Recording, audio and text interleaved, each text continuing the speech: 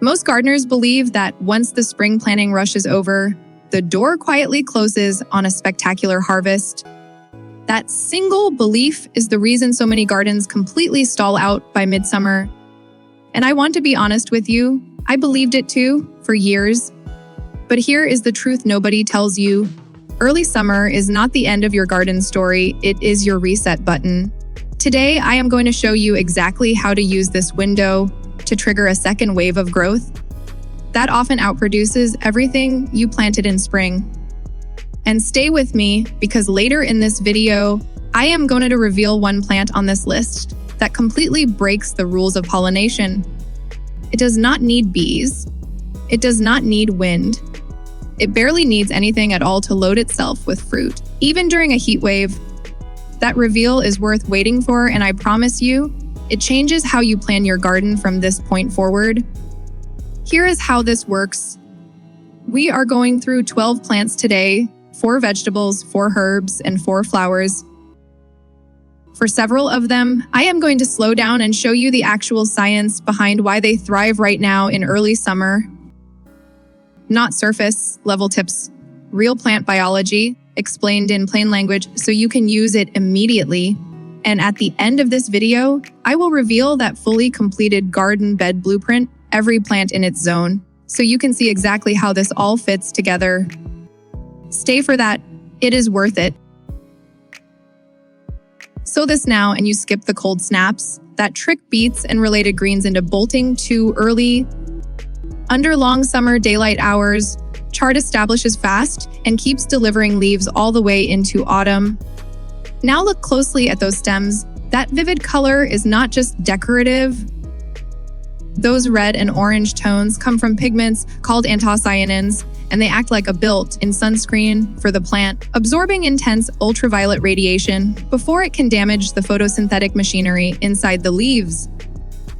Nature gave this plant its own sun protection system, and now you understand exactly why it handles summer heat that wilts other greens. Here is the surprise. Do not waste valuable garden space on repeated sow-ins.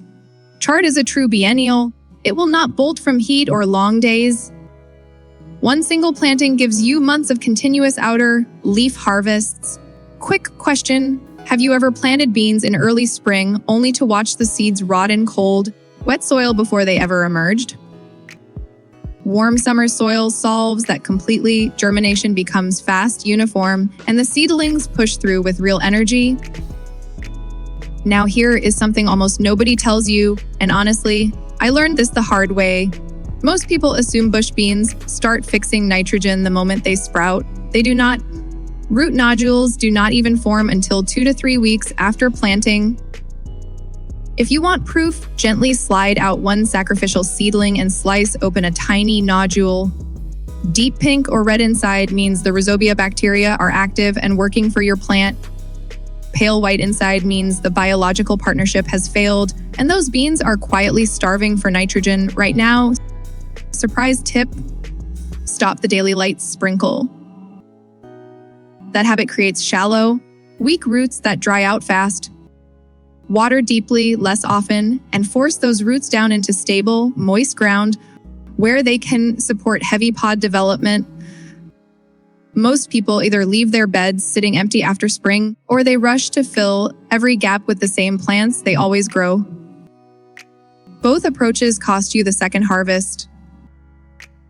What you are learning right now is exactly how to avoid that. Keep going, because plant 3 through 4 are where this really starts to pay off. Here is a myth worth busting right now. Most people think their tomatoes slow down in summer because something is wrong with their soil or their watering. Often the real reason is invisible. When daytime temperatures climb past 85 to 90 degrees and nights stay above 70, regular tomato pollen becomes tacky and non-viable. It simply stops working. A heat-set variety is bred to push through that wall and keep producing when every other tomato in the neighborhood has stalled out. Now for the science, and this one changed how I think about tomato care entirely. Blossom end rot is almost always blamed on a lack of calcium in the soil. But here is what is actually happening. Calcium only moves through a plant by traveling with water through the internal transport system called the xylem stream. When sudden heat hits, the plant closes its leaf pores to conserve water. That stops the water flow, and calcium simply never reaches the fast-growing tip of the fruit. The result is rot, even when your soil has plenty of calcium. The fix is not adding more calcium. The fix is consistent, deep watering that keeps that transport system moving. Surprise tip: never hard prune this tomato after transplanting. Heavy pruning strips away the plant's natural shade canopy. And without it, direct sun causes internal white tissue damage and those ugly yellow patches on the shoulders of your fruit. Warm soil drives lightning, fast root establishment here, giving this variety a strong head start against pests and disease pressure before late summer arrives. And I need to give you one important warning before the reveal. Do not strip the leaves off a young zucchini plant to open it up. Those broad leaves are solar panels the plant needs to recover and grow. And they shade the developing fruit so it does not scald in direct summer sun.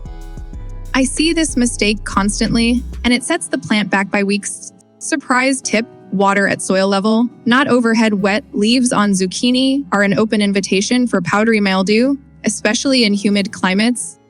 Keep the leaves dry, keep the roots deep and consistently moist. There are 3 things happening below the surface right now that will determine whether this entire planting succeeds or quietly fails by late summer. First, 2 to 3 weeks after your bush beans emerge, gently excavate one root system and slice open a nodule. Pink to red inside confirms the nitrogen. Fixing rhizobia partnership is active. Pale white means it has failed, and you need to step in with organic feeding immediately. Second, soil microbial life accelerates as temperatures rise, hitting its peak performance around 85 degrees. But push the bare soil surface past that, and the entire microbiome enters a crash cycle. It takes weeks to recover from top. Dress your beds with quality compost and a coarse wood mulch layer on top.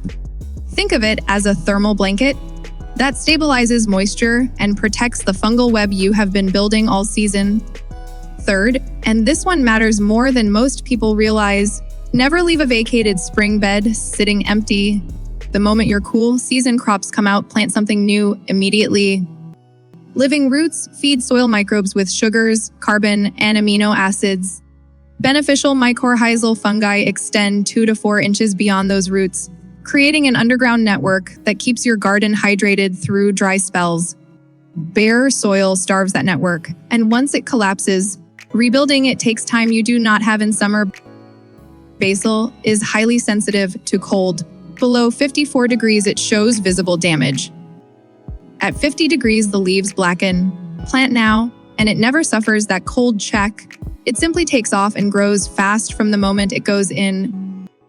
Thai basil also carries a tougher leaf surface and more concentrated aromatic oils than classic Italian basil.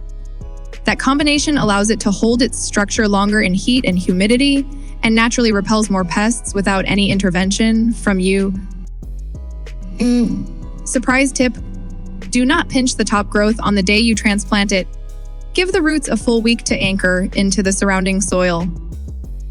Only once you see clear, active new leaf growth should you begin pinching to encourage the plant to branch outward. High soil temperatures accelerate root development in young woody herbs. And this variety carries a bonus that matters for northern gardeners. It tolerates cold down to zone 6 with appropriate winter protection, making it a rare choice that works across a wide range of climates.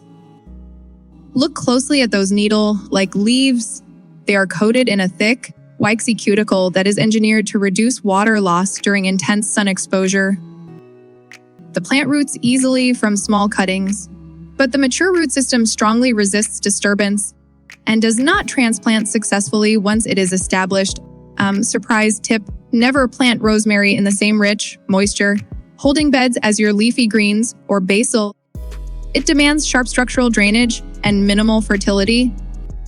In zones colder than 6, grow it exclusively in unglazed clay containers so you can move it indoors before the first freeze. 2 more herbs to go, and then we get to the flowers, including that pollination secret I promised you at the start of Stay With Me. The reveal is coming, and it is genuinely one of the most useful things you will learn about summer gardening this year.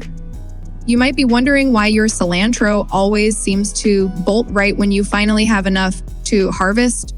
Standard cilantro reacts to rising temperatures and long day lengths by rushing straight to seed. That response is hormonal, triggered by both photoperiod and heat building at the root zone.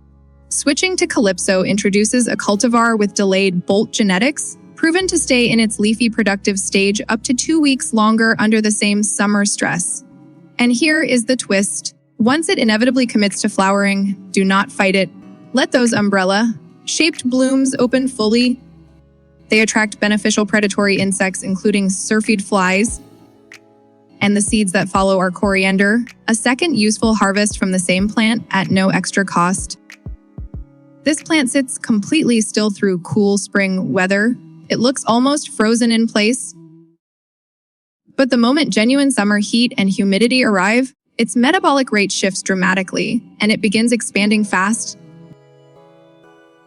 It grows by rapidly multiplying dense clusters of vegetative tillers, and its root system is built to pull in large volumes of water and nutrients. The instant soil temperatures climb into its preferred range. Do not panic if your new transplant looks lifeless for the first 10 days. It is quietly prioritizing deep root establishment underground. Once the heat locks in, the bulk up happens quickly and visibly. Now, the flowers. And this is where that pollination secret finally gets revealed. Zinnias need warm soil to develop properly, and starting now gives you clean, vigorous growth that easily outperforms anything sown earlier and battered by spring rain and cold. Here is a biological concept that will change how you manage flowering plants across your entire garden. It is called apical dominance.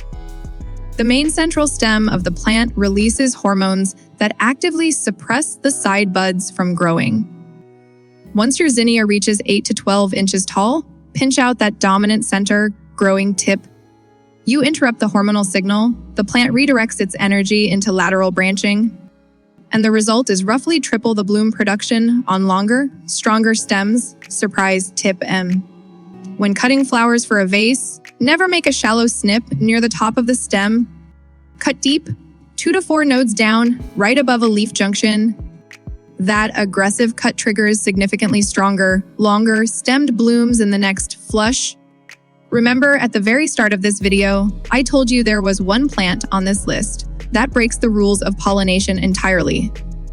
This is the moment. Most summer squash relies on separate male and female flowers, and without bees or other pollinators physically transferring pollen between them, the female flowers simply drop off without ever forming fruit. If you have experienced a season of beautiful zucchini flowers that go nowhere, this is exactly why. But Dunja zucchini is Parthenocarpic. That single word changes everything. It means this plant's cellular biology allows it to set full, high-quality fruit without any pollination at all. No bees required, no wind transfer required, nothing. A heat wave that kills off pollinator activity. Does not matter a week of heavy rain that keeps every insect indoors. Does not matter late summer when bee populations thin out. Does not matter. Dunja just keeps producing regardless of what is happening in the environment around it.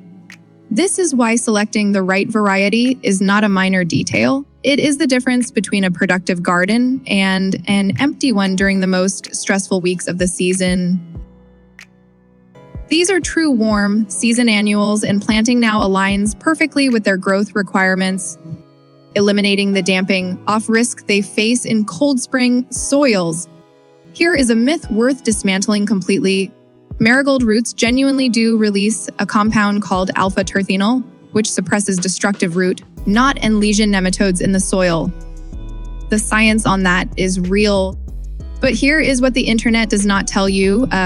Scattering a few random marigolds among your tomatoes accomplishes almost nothing. To actually clean the soil, they must be planted as a solid, high-density block or used as a full rotation crop. functioning like a biological soil treatment rather than a casual border decoration. Stop treating marigolds as an afterthought, plant them with intention, and they become one of the most powerful soil management tools in your entire garden. This plant sulks and barely moves through mild spring weather. Then summer heat arrives, and it transforms into something entirely different. While many of our standard garden crops use a photosynthetic pathway that actually loses efficiency as temperatures climb, Tithonia runs on a metabolic system built for peak performance under brutal midday sun. It blooms relentlessly from midsummer straight through until the first autumn frost, functioning as a critical fuel stop for migrating pollinators when most other flowers have long finished. And here is the counterintuitive tip that surprises most people. Grow this plant lean. Rich, heavily fertilized soil backfires completely. Excess nitrogen produces massive, floppy green stems that collapse under their own weight before they ever bloom properly. Poor to average, sharply draining soil produces compact, sturdy, and hyper-productive flowering bushes that need nothing from you. Almost there, one final chapter, and then the full blueprint reveal. Where you live changes a few things, so let me speak directly to you for a moment. If you are in the humidity belt, the south, southeast, or mid-Atlantic regions, your primary enemy is moisture sitting on leaf surfaces overnight. Prioritize airflow and generous spacing to prevent fungal problems like powdery mildew from taking hold. Lean on disease-resistant varieties like Dunja zucchini. Avoid hard pruning your heat-set tomatoes so they keep their protective canopy. And deploy marigolds in dense blocks to actively suppress the nematode populations thriving in your warm, sandy soils. If you are in the arid West, interior California, the Southwest, or mountain regions, your challenge is intense solar radiation and rapid evaporation. Protect young transplants from shock and root zone drying. Position basil and cilantro to receive morning sun with afternoon shade relief. Use a 30% shade cloth during extreme heat spikes on young seedlings, and always water deep and slow rather than shallow and frequent. There it is, your fully reset early summer garden bed. Every gap filled, every zone working, vegetables, herbs, flowers, and soil biology all earning their place together. Your job today is simple: walk your garden, identify the empty spaces your spring crops left behind, and choose one plant from this list to fill the first gap. Just one, start there. But before you close this video, I want to leave you with one thought. The moment this blueprint goes into the ground, the clock starts ticking on your soil biology. If you do not know how to protect that delicate underground network, when the real mid-summer heat arrives, every seedling you just planted could stall before it ever reaches its potential. A click on the video right here. That is where I break down the exact science of keeping your soil cool, moist, and biologically active all season long. Your garden just reset. Now let us make sure it stays that way.